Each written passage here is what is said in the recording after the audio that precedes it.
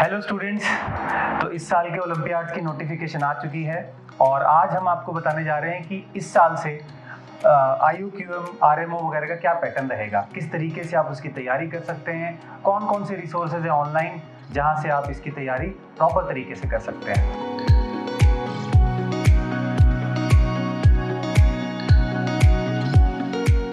Myself, I am Rohit Bishnoi. I am the co-founder of iQuest Institute and IIT Kanpur से BTech करने के बाद पिछले करीब 13 सालों से मैं बच्चों को maths, IIT, JEE and Olympiads के लिए पढ़ा रहा हूँ।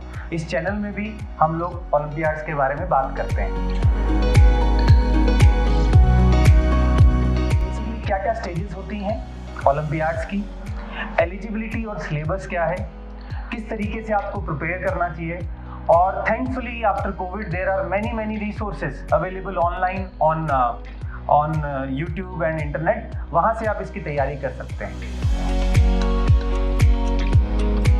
So basically इसकी 5 स्टेजेस हैं अगर आप ओलंपियाड की तैयारी करते हैं। सबसे पहली स्टेज को बोलते हैं IUQM, Indian olympiad qualifier in mathematics. उसके बाद जो बच्चे उसमें सेलेक्ट होते हैं वो RMO के लिए बैठते हैं, regional mathematics olympiad. Regional mathematics olympiad के बाद एक और टेस्ट होता है जिसको INMO बोलते हैं, इंडियन नेशनल मैथमेटिक्स ओलंपियाड। वहाँ से IMOTC, इंटरनेशनल मैथमेटिक्स ओलंपियाड का ट्रेनिंग कैंप लगता है, उसके लिए सिलेक्शन होता है। वहाँ से फाइनली इंडिया की 6 बच्चों की टीम IMO के लिए कॉम्पीट करती है। तो ये 5 स्टेजेस हैं। ज़्यादा फोकस आज मैं पहली स्टेज पे ही करूँगा क्योंकि वो सबसे फर्स्ट स्टेप है जो आप कर सकते हैं। ओके, तो स्टेजेस को मैं डिटेल में बताता हूँ। सबसे फर्स्ट स्टेज है IUQM।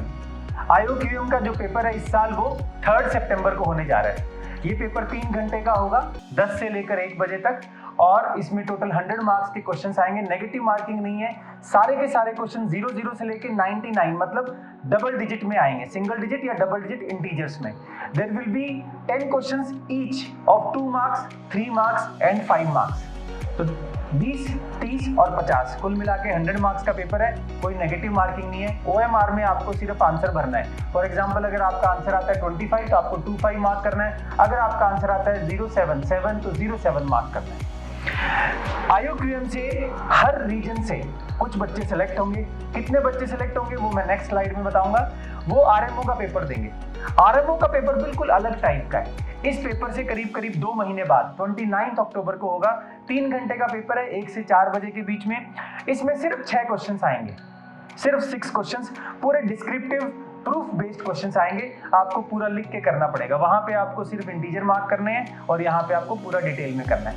जो पैटर्न RMO का रहता है वो सेम पैटर्न INMO का भी रहता है। INMO में क्वेश्चंस की डिफिकल्टी का लेवल बढ़ जाता है। पेपर आपका 21 जनवरी को होगा, तो आपके पास अक्टूबर से जनवरी तक का टाइम है अपनी प्रिपरेशन को और बेटर करने के लिए। ये पेपर भी 4.5 घंटे का आता है। क्वेश्चन इसमें 6 ही आते हैं क्योंकि क्वेश्चंस का लेवल थोड़ा हार्ड होता है, इसलिए टाइम बढ़ा दिया गया और हर क्वेश्चन को पूरा डिटेल प्रूफ आपको करना पड़ता है। ये स्टेजेस क्रॉस करने के बाद आपको TIFR अपने पास बुलाता है एक ट्रेनिंग कैंप के लिए इंडियन टीम को सेलेक्ट करने के लिए।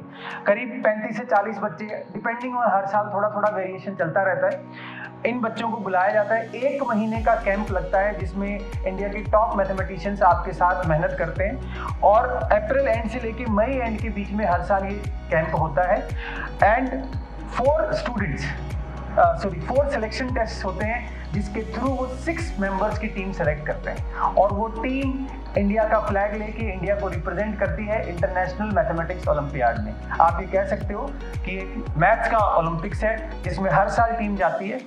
100 से भी ज़्यादा कंट्रीज के बच्चे इसमें आते हैं और इसका पैटर्न भी 4.5 घंटे का 6 क्वेश्चन वाला, जैसा पैटर्न INMO का होता है वैसा ही है, लेकिन इसकी डिफिकल्टी लेवल ज़्यादा होता है।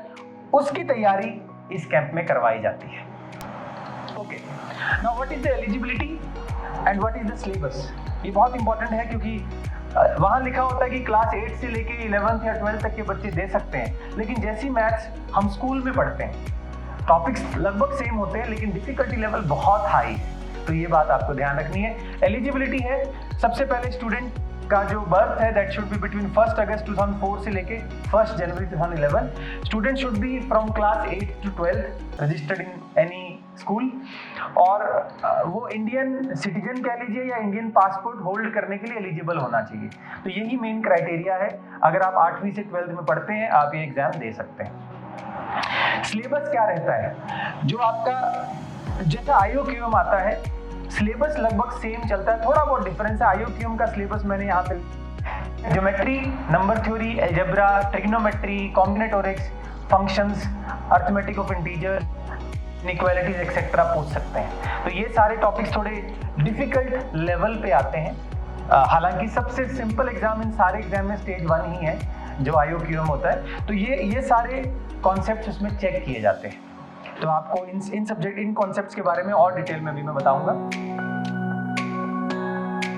एक बार क्राइटेरिया आपको मैं दोबारा बता दूं।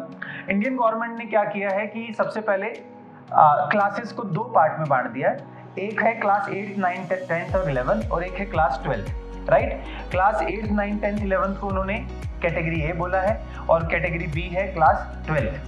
8, 9, 10 और 11 में से IOQM के थ्रू वो टोटल 200 बच्चे हर रीजन में से सेलेक्ट करेंगे।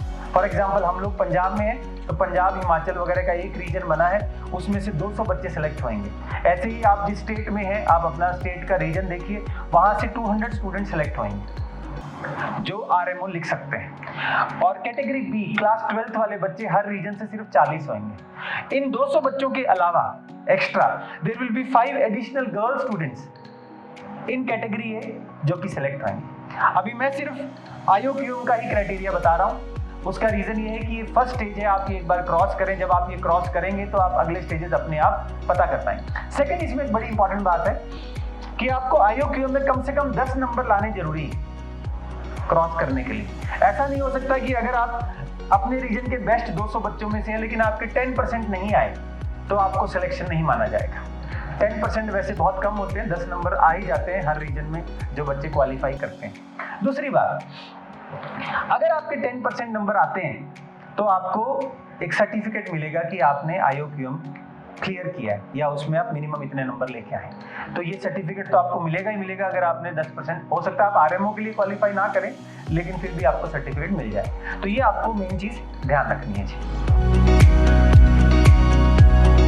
अब किस तरीके से आपको प्रिपेयर करना है, मैं बहुत सालों से बच्चों को इसके लिए प्रिपरेशन करवा रहा हूँ, गाइडेंस देता हूँ। और बच्चों के दिमाग में बड़ा ये क्वेश्चन आता है कि सर कौन सी बुक करें, क्या करें जिससे ये प्रिपरेशन होएगी।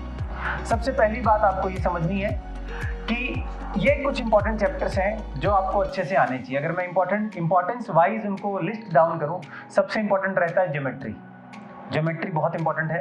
उसके बाद अलजेब्रा वो बहुत इंपॉर्टेंट है, नंबर थ्योरी और काउंटिंग, ये 4 चीज़ें बहुत इंपॉर्टेंट है। अगर आप IOQM में क्रैक करना चाहते हैं, इस हमारे रीजन में पंजाब रीजन में नॉर्मली 20, 22, 25 अगर नंबर आ जाते हैं तो आप एक सेफ जोन में आ जाते हैं।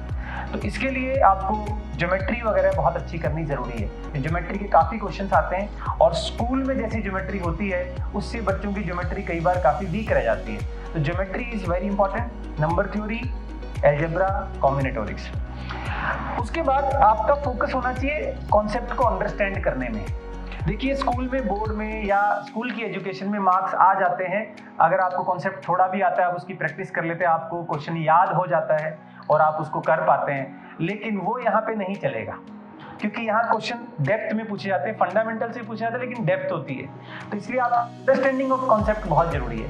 क्रैम या रोट मेमोरी से काम नहीं चलता, तो ये बहुत जरूरी है। और उसके बाद आपको IOQM या RMO में जैसी प्रॉब्लम्स आती है उनकी प्रैक्टिस करना, उसमें किस तरीके से दिमाग लगाया जाता है वो बहुत जरूरी है। तो इसलिए आपको अंडरस्टैंडिंग पे फोकस देना है और खूब सारी प्रैक्टिस करनी है। मतलब एक डेली रूटीन बनाना है अगले 2-2.5 महीने के लिए कि इस तरीके से मैं काम करूंगा ताकि मेरी प्रिपरेशन अच्छी हो। क्या क्या रिसोर्सेज ऑनलाइन अवेलेबल हैं? देखिए वैसे मार्केट में बहुत सारी बुक्स हैं लेकिन एक path finder for pre RMO है प्रशांत जैन सर की, जो कि प्री RMO के लिए काफ़ी डेडिकेटेडली काम कर रहे हैं। उनका खुद का YouTube चैनल भी है, अनअकैडमी में पढ़ाते भी हैं, IIT बॉम्बे से पढ़े हुए हैं, तो he is doing very good work. आप उनकी किताब को ले सकते हैं। But that book is also very very बल्की, इतने कम टाइम में हो नहीं पाएगी, तो उसमें से आपको काम सेलेक्ट करके करना पड़ेगा। Then there is a very good book with the name challenge and thrills of pre college mathematics. Geometry के लिए बुक बहुत अच्छी है, लेकिन इसका एक डाउन साइड ये है कि इसके सॉल्यूशंस नहीं है। और ये जो बुक है ये थोड़ी पहले लिखी गई थी IOQM के आने से पहले, तो आपको थोड़ी डिफिकल्ट लग सकती है if you are a beginner, but these 2 books are very good. There are many other books also, but मेरी ये आदत है कि मैं आपको बहुत सारी बुक्स बता के कंफ्यूज नहीं करूंगा। एक रिसोर्स पकड़िए, उसे अच्छे से करिए, आपका काम बन जाएगा। देन ऑब्वियसली इनमें जो टॉपिक्स आते हैं, एक नॉर्मल बच्चे के लिए जो 9th 10th का है, बहुत सारी चीजें वो समझ नहीं सकता। तो there are many YouTube channel also. हमारा चैनल मैथ क्वेस्ट, उसमें भी बहुत सारी वीडियोस हैं। हमने 2020 में एक बैच चलाया था, इस साल भी निकाल रहे हैं, आप वहां से देख सकते हैं। प्रशांत जैन सर का भी एक चैनल है, आप वहां से भी जा सकते हैं। वेदांतु का ओलंपियाड स्कूल है, वहां पे भी बहुत अच्छे टीचर्स लगे हुए हैं जो पढ़ा रहे हैं, वहां से आप देख सकते हो। चिंता करके एक कंपनी है जो ओलंपियाड में स्पेसिफिक करती है, उनका भी यूट्यूब चैनल है, वहां से भी आप हेल्प ले सकते हो। अगर मैं यही बात बोलूंगा, आप इनको रिसर्च करिए, जो आपको ठीक लगता है वहां पे आप जुड़िए।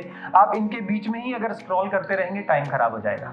अगली चीज है, there are many institutes also which are doing online coaching. The best in the world is art of problem solving. उनके कोर्सेज होते हैं जो कि बहुत ही अच्छे होते हैं, but they are very expensive. एक नॉर्मल मैथ्स का कोर्स वहां से लेंगे, वो 80-90 हज़ार रुपए का आएगा। तो अगर अभी के लिए वो वहां से आपको तब लेना चाहिए जब आप एक लेवल पे पहुंच जाएं और आपको पॉकेट अलाउ करती है। नॉर्मल बच्चे को पॉकेट अलाउ नहीं करती। इंडिया में रेजिंग ए मैथमेटिशियन फाउंडेशन एक नया कंपनी आया है जो कि काफ़ी अच्छे कोर्सेज करा रहा है। प्रशांत जैन सर भी अनअकैडमी के थ्रू पढ़ाते हैं, आप उनसे भी पढ़ सकते हैं, या चिंता वालों का भी एक कोर्स है, वहाँ से भी कर सकते हैं। तो अगर आपको सूट करता है, आप इनमें कोर्सेज ले सकते हैं। बट मैं फिर भी ये कहूँगा, बिफोर टेकिंग एनी कोर्स, पैसे खर्चने से पहले एक अपना एक रिदम बनाएं, अपना एक स्टाइल अपनाएं कि आप चाहे इन्हीं फ्री रिसोर्सेज से काम शुरू करें। आप एक बुक पकड़ें, फ्री रिसोर्सेज से काम शुरू करें, ताकि आप बेटर हो पाएं, रादर देन एक जगह पे पैसे फंसा के या पैसे लगा के आप पछताएं। ठीक है जी। अच्छा, इसके अलावा अगर आपको कोई और डाउट है तो आप हमारे चैनल पे इस वीडियो के नीचे अपनी कमेंट सेक्शन में क्वेरीज पोस्ट कर सकते हैं।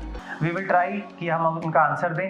अगर आपको पूरा वीडियो अच्छा लगा, आपको लगा ये इन्फॉर्मेटिव था और आपको मज़ा आया, तो आप हमारे चैनल को सब्सक्राइब कर सकते हैं, लाइक कर सकते हैं, अपने दोस्तों के साथ शेयर कर सकते हैं। हम इस साल भी प्री RMO के लिए, IOQM के लिए एक कोर्स लेके आ रहे हैं, फ्री ऑफ कॉस्ट है, यूट्यूब पे अवेलेबल होगा, आपको मटेरियल भी मिलेगा। अगर आप और कहीं फॉलो नहीं कर रहे हैं, आप उसे जुड़ सकते हैं और you can get benefited. Thank you very much. See you soon in next video. Thank you.